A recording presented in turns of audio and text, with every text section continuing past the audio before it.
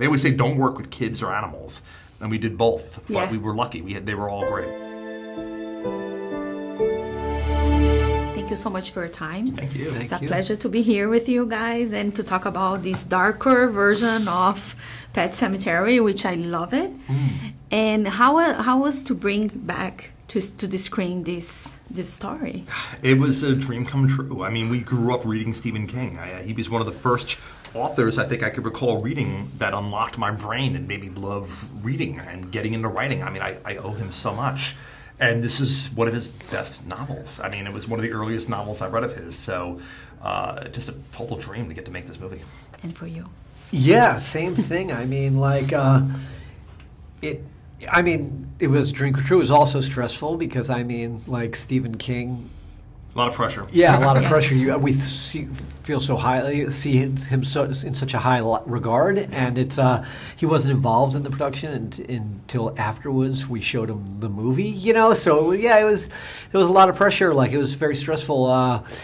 Just presenting something to a creator and going, here's what we did with your book, hope you like it, you know, like, and the whole time we knew he was in the theater watching it, we kept checking our phones, waiting for an update, going like, please like it, please like it, please like it, you know, please, yeah. Talking about pressure, how is work with a cat? Not as hard as you would think. I mean, like, they always say you can't train a cat, you could train a dog, and I have 3 cats, Kevin has 2, and you know, my couch is testament to that. My couch is destroyed because I can't train my cats not to scratch my couch or my carpet. But there was 4 cats in the movie. They were all rescues, and they were not trained until they were hired on the movie. And then they had around, 3 months to train them. And they got on set, and it was like every cat had a specialty. There was the cat that would hiss, the cat that would jump or run, the cat that could just stand still and stare and be creepy, the nice, sweet cat. Every cat had a different talent, you know. So we were shocked how trainable they were and what great performances they gave. We weren't expecting that. They always say don't work with kids or animals, and we did both. But we were lucky. They were all great. Yeah, you know, and talking about Jet, she's like a revelation, like a talent. Yeah. It's like, it's amazing. She's great on set. She's like, I don't know, she was lovely to be around all the time. She was just a great kid and never once complained, never once, like, got to where it was too much or she didn't want to be there, or, you know, she was just always in good spirits, very professional, and just was a great actor. You know, like, we didn't even really do too much directing with her. Like, we were so worried, just like Dennis was saying with the cats in advance, we were worried, how are we going to direct a child? And like, and she just went off. When we would have to do Evil Ellie scenes, she would say, "You guys could just give me a minute." And she'd go off and she would stand for a minute with her head down, and then she'd come back and she was Evil Ellie. And we were, and you know, and I don't know what she did to prepare. If it didn't come from us, it made our jobs a lot easier.